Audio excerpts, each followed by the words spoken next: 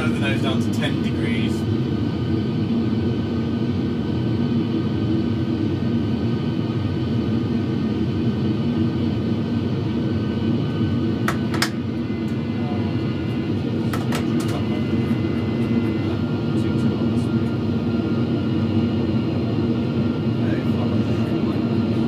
Maintain around about 10 degrees and accelerate straight ahead to 250 knots. When you get 250 knots, it's a case of just pitching back and forward to maintain the speed. And if you want to bring it a little bit further right, back onto the heading, which is, well, call it 190. That'll work. Lovely. How's that feeling, Ben?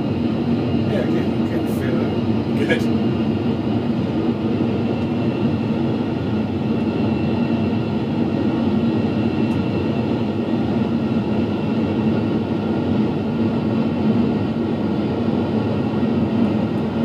Attitude it needs now to maintain that 250. And you can clear any rudder in once you've got in.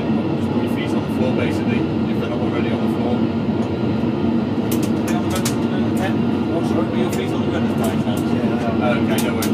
It just looks like you had a sort of bootful of left rudder still stuck in there that was spinning you off, so make sure they're clear of the rudders entirely now. You don't need them.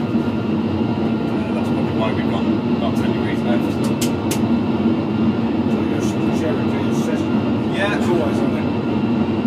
Yeah, that's the big difference, isn't it, rudder in the jet? Because you've got a yaw damper, which the yaw damper looks at the rudder. The yaw damper, which is this system here. Right, yeah. Essentially, its main function is to get rid of Dutch roll, which is both yaw and roll.